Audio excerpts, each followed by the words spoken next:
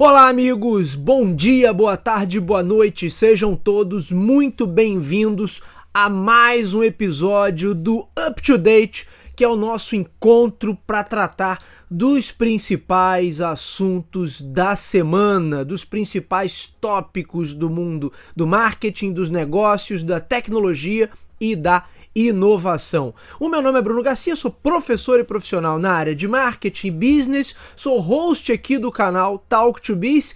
Dessa vez não temos a presença do nosso querido Lucas Xavier. Lucas está em viagem e acabamos que não conseguimos fechar a agenda, mas eu estou aqui para manter vocês atualizados sobre as principais notícias que rolaram nos últimos 7 dias. Portanto, fiquem ligados porque teremos muita coisa bacana. É claro que esse vai ser um episódio diferente, certamente mais rápido, porque só tendo eu aqui para fazer os comentários, é claro que a coisa tende a ser mais rápida do que normalmente é, porque nós trazemos os tópicos e aí tanto eu quanto o Lucas, a gente faz os nossos comentários.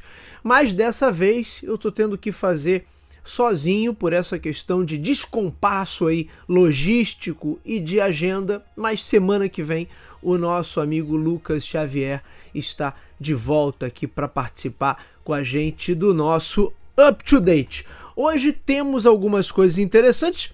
Por óbvio, não teremos também o Innovate BR, que é o momento em que o nosso amigo Lucas traz sempre algum comentário interessante sobre inovação nas empresas brasileiras. Semana que vem também a gente volta com o Innovate.br. Mas hoje tem bastante coisa para a gente falar. Vamos falar sobre Spotify, vamos falar sobre mercado automotivo aí com a indústria japonesa se unindo para conter os chineses. Vamos falar sobre as previsões para esse final de semana de Páscoa e mais algumas coisas. Vamos falar sobre Xbox também, bem lembrado, tem coisa bem interessante para falar sobre Xbox, então tem bastante coisa legal. Eu espero que vocês aproveitem esse episódio e eu aproveito para deixar aquele pedido e aquele recado. Se você ainda não é inscrito no canal Talk to Biz, se inscreva, ative o sininho para receber todas as notificações, deixe o seu like nesse vídeo, mostre o seu apoio, mostre que o conteúdo aqui do Up to Date e os outros conteúdos que a gente trabalha no canal Talk to Biz de fato agregam valor, são conteúdos de qualidade, portanto vale a pena você acompanhar tudo que é produzido e publicado por aqui. Lembrando que temos a versão em vídeo para quem acompanha pelo YouTube, mas temos também a versão em áudio que está disponível no Spotify e nas principais plataformas de podcast da atualidade. Em qualquer uma delas você nos encontra, basta buscar por Talk, o número 2 e Biz, que vai aparecer para você o feed do nosso programa, o feed do Talk to Biz. E aí toda semana tem lá os episódios do Up to Date. Fica a dica. E hoje, como estamos num formato um pouco diferente, eu não estou fazendo pelo StreamYard como normalmente a gente grava, estamos sem o nosso banner de notícias, eu estou colocando os letreiros aqui na edição do vídeo, então quem está acostumado a assistir os vídeos do Up to Date vai notar um pouquinho de diferença aí no layout, vamos dizer assim, na diagramação que a gente usa no programa, mas todo o conteúdo tá aí. Estamos sem o banner de notícias, mas vamos falar dos principais tópicos e aí eu quero começar com Spotify, porque tem isso aqui, ó, Spotify mira no mercado educacional. Na última semana, o Spotify anunciou o lançamento de um novo serviço focado em educação. Exatamente. A plataforma que se tornou um ícone como serviço de música e também como central de distribuição de podcasts, agora vai apostar nessa oferta educacional com cursos online. A princípio seriam cursos de curta duração, e pela nota que a gente tem uma notícia aqui do site TechCrunch falando da novidade. Como de costume, minha gente, todos os links estão na descrição do episódio para que vocês possam conferir esse conteúdo original. Mas a ideia é que o Spotify, por meio de parcerias que ele vai estabelecer com outros grupos, em princípio o que está sendo colocado aqui na nota, em parcerias com a BBC e também com uma empresa chamada Skillshare, mas que eles vão produzir essas videoaulas, então é conteúdo em vídeo. Videoaulas, boa parte desse material vai ficar fechado, então as pessoas teriam que pagar, e aí não está claro também se vai ser um pagamento dentro daqueles que já são assinantes. Então, para quem já é assinante, vai estar dentro do serviço de assinatura, do pacote, se é uma assinatura adicional ou se é um pagamento avulso por curso. Mas as pessoas, segundo a matéria aqui do TechCrunch, teriam a possibilidade de assistir 1 ou 2 aulas gratuitas de cada curso, e tendo interesse em assistir às demais aulas, aí teria que ter um desembolso. Portanto, o Spotify está buscando maneiras de ampliar o seu leque de serviços e, com isso, ampliar, é claro, o faturamento. Estima-se que atualmente o Spotify tem aí em torno de 600 milhões de usuários, e aí o e-learning seria uma maneira de fazer com que essas pessoas gastem mais e atrair também um novo perfil de público. Muitas pessoas até usam o Spotify, mas usam na versão gratuita, portanto você teria aí mais um atrativo, mais uma oferta para chamar público para essas plataformas. E esse é um movimento até natural, porque na verdade, se a gente olhar, todas as plataformas vêm fazendo esse tipo de expansão para outros serviços que sejam em áreas paralelas, mas que de alguma maneira possam aproveitar os recursos tecnológicos que já existem dentro dessas plataformas. Portanto, a movimentação do Spotify não é muito diferente de outras movimentações que a gente já viu, às vezes até no sentido inverso. TikTok querendo investir em serviços musicais, ou outras plataformas de conteúdo querendo investir em serviços de mensagem, quem é de mensagem querendo oferecer plataforma de conteúdo, quem é do áudio querendo oferecer vídeo, quem é do vídeo querendo oferecer áudio. Quer dizer, não é nada de muito novo.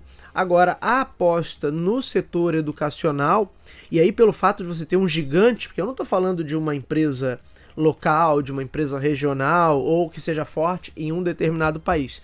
Eu estou falando de uma plataforma que de fato tem alcance global. E se ela de fato conseguir se estabelecer como uma plataforma educacional, aí eu acho que a gente pode ter coisas interessantes acontecendo daí por diante. Eu, por exemplo, que atuo diretamente no setor educacional, estou curioso para ver como é que o Spotify vai trabalhar essa oferta de cursos de curta duração, que a gente chama por aqui de cursos livres, o quanto isso pode ganhar escala e o quanto poderia, inclusive, partir para outros tipos de curso, de repente que tenham uma duração maior, cursos que se enquadrem em outras categorias. Enfim, a gente sabe que o EAD, o ensino à distância, é um movimento gigantesco, não só no Brasil como no mundo, mas é um movimento que ainda carece, pelo menos aqui do Brasil, de um formato que gere maior valor agregado. O EAD, da maneira como é feito aqui, é feito de uma maneira porca, meio sem vergonha, assim, com o intuito de fazer o mínimo possível para também poder cobrar os preços mais baixos possíveis. Mas não é necessariamente um formato que agregue valor e que de fato seja o que podemos ter de melhor quando se fala em processo de ensino e aprendizagem. Certamente ficaremos de olho. Agora tem uma outra aqui, Xbox pode abrir seu serviço de streaming para outras lojas de games. E aí, olha que interessante, a gente vem acompanhando a movimentação estratégica da Xbox desde o ano passado, na verdade há mais de um ano, quando havia aquela questão de tornar o Xbox Cloud a Netflix dos jogos, e todo o papo sobre democratização do acesso, de como fazer com que o acesso aos jogos chegasse a um público cada vez maior. Portanto, já estava claro que Xbox, sob o comando lá do Phil Spencer, queria ir também para o mercado mobile, quer ter o Xbox Cloud rodando em qualquer dispositivo, por isso as parcerias, inclusive com empresas fabricantes de Smart TVs, e o crossplay ali, a ideia de você ter títulos disponíveis para PC, e mais recentemente também anunciado que alguns dos exclusivos seriam disponibilizados até para PlayStation 5, que é o seu principal rival. E se você pensar em Xbox dentro do universo de consoles de videogame, o principal rival é o PlayStation 5, não necessariamente o Nintendo Switch. Já falamos sobre isso aqui também em inúmeros vídeos que a gente gravou aqui para o canal. E aí, o Phil Spencer deu uma entrevista ao site Polygon e ele deu mais um indicativo que a marca de fato caminha para essa abordagem bem mais ampla, omnichannel, embora eles tenham descartado a possibilidade, isso foi dito no início do ano, de ter o aplicativo Xbox Cloud dentro do ambiente do PlayStation 5 ou dentro do ambiente do Nintendo Switch, algo que eu até comentei aqui no episódio do Coin2Biz com o nosso querido amigo Sander, que eu falei, olha, seria possivelmente ou o golpe de gênio, o maior golpe de gênio que a gente já viu, ou de repente a maior burrada, porque poderia dar muito certo, mas por outro lado poderia também dar muito errado, e acabou que eles optaram por nesse momento pelo menos, por um caminho mais conservador. Portanto, o Phil Spencer no início do ano falou que não tem nenhuma perspectiva hoje para ter a loja, o aplicativo do Xbox Cloud dentro do ambiente do PlayStation ou dentro de um ambiente da Nintendo. Não precisa ser necessariamente do Nintendo Switch, que a gente sabe que qualquer hora vem um sucessor por aí. Mas, por outro lado, eles estão fazendo com que outros canais de venda venham para o seu próprio ecossistema, que é justamente isso que eles estão anunciando. Quando o Phil Spencer diz ao site Polygon que é possível, que ele gostaria de ver outras lojas de games, como a Epic Store e outras, Steam, dentro do Xbox Cloud ou dentro do serviço do Game Pass, ele está falando o seguinte, olha, eu quero que isso aqui seja a central suprema de jogos, e não precisa necessariamente que o jogo seja apenas da bandeira Xbox, não precisa ser necessariamente os exclusivos da Microsoft, mas eu quero que o camarada tenha acesso a tudo que for possível ter. Se isso vai acontecer ou não, ainda não sabemos, não tem nenhuma previsão, mas isso mostra a clara visão do Phil Spencer de uma abordagem omnichannel, que a gente já falou por aqui, mas segundo, que ele possivelmente já não presta mais tanta atenção no mercado de consoles ou no mercado de grandes franquias, como tradicionalmente se pensava, principalmente com toda a discussão sobre a aquisição da Activision Blizzard, que a gente acompanhou também nos últimos 2 anos. Por isso, fica muito claro assim, que ele não está olhando para isso como uma perspectiva futura, mas, por outro lado, ele olha para a questão da plataforma e do ecossistema de serviços, isso sim, como principal negócio que Microsoft e Xbox podem ter daqui por diante, se tornando essa grande central, esse grande hub que vai conectar todas as principais lojas, todos os principais canais de vendas, e o camarada vai poder jogar tudo por ali. É uma perspectiva bastante interessante. Se isso vai dar certo ou não, a gente não sabe, porque eu já até comentei isso também no outro episódio do Coin2Biz, o quanto isso passa próximo ali de uma situação de repente, desgastar tanto esse mercado ou bagunçar tanto as coisas que de alguma forma se perca um pouco essa percepção de valor agregado. Então acho que isso é um problema, Então a Microsoft teria que desenvolver uma estratégia e desenvolver uma maneira de dar cada passo em direção a esse futuro aí de hub, de plataforma suprema de games, e tomando sempre esse cuidado de não, de repente, subverter a ordem ali e de repente não causar uma sensação de que todos os jogos que estão ali valem muito pouco, porque tá tudo ali junto e misturado e é tudo colocado na mesma sacola, ou pode ser acessado por meio de uma única assinatura, enfim, que seria esse processo de desgaste, de um processo de certa maneira de comoditização das ofertas, um pouco do que aconteceu no mercado de jogos mobile, né, que hoje praticamente todos os jogos que são distribuídos no mobile seguem o mesmo modelinho ali, que são jogos gratuitos e a desenvolvedora, a empresa, enfim, ganha dinheiro com o que é vendido dentro dos jogos. Por que isso aconteceu? Porque, na verdade, criou-se essa situação que força a comoditização desses produtos, no caso desses serviços, e aí a única maneira que resta para você remunerar aquilo ali de alguma forma é criando essas mecânicas de compra, de acesso, enfim, de Game Pass, de não sei o que, dentro do próprio jogo. Outro tópico que também já tratamos por aqui em outros episódios. Então isso é um ponto bem interessante da gente acompanhar. Acho que a gente vai gravar em breve um episódio do Coin2Biz falando sobre as perspectivas aí dessa nova geração e certamente esse tema vai vir à pauta. Portanto, continuem acompanhando o nosso canal que voltaremos a falar sobre isso em breve. Agora vamos falar um pouquinho sobre economia nacional, porque estamos no final de semana de Páscoa e a Páscoa deve movimentar, senhores, algo em torno de 3,5 bilhões. Estamos publicando esse episódio no domingo, portanto, está se fechando aí esse ciclo, essa janela de vendas para o período de Páscoa, mas a previsão é otimista. Essa previsão que eu estou trazendo para vocês é da Confederação Nacional do Comércio de Bens, Serviços e Turismo, CNC, que divulgou essa expectativa de faturamento superior a 3 bilhões, na verdade 3,44 bilhões de reais, o que representa um crescimento de 4,5% em relação à Páscoa do ano passado, de 2023. Isso já descontada a inflação. Estou deixando aqui os links, tem link aqui da Agência Brasil, do site de economia do UOL.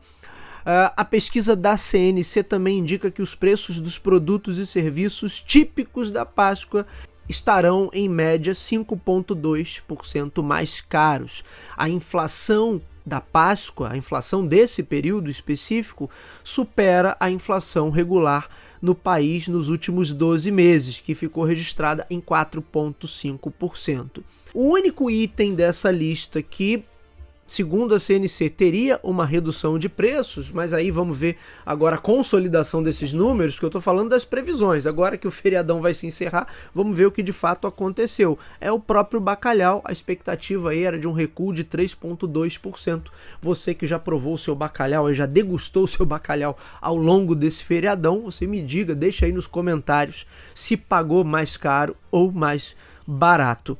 E o grande vilão, aliás, o grande vilão de todo o setor supermercadista desde do ano passado ou do ano retrasado continua sendo o azeite de oliva, tendo ficado 45,7% mais caro em relação ao último período de Páscoa. Portanto, é um aumento obsceno sobre o azeite e aí com certeza isso está gerando uma retração aí no consumo. Já a Associação Brasileira de Supermercados, Abras, projeta que o consumo da Páscoa de 2024 deve crescer de 13% a 15% em comparação a 2023. Além disso, a expectativa é de um aumento dos preços dos ovos de Páscoa de 20% em média. E aí a gente viu, aí quem está acompanhando o noticiário viu que realmente os ovos estavam bem mais caros. Inclusive teve o meme lá do use o seu FGTS, que foi uma comunicação meio truncada que teve ali, mas a galera acabou aproveitando para fazer suas graças.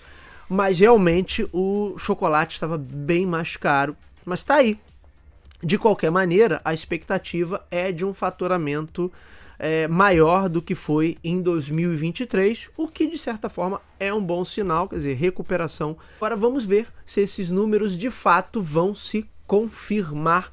Traremos novidades nos próximos episódios. E aí, uma última notícia que a gente tem aqui é mais uma vez sobre o mercado automotivo.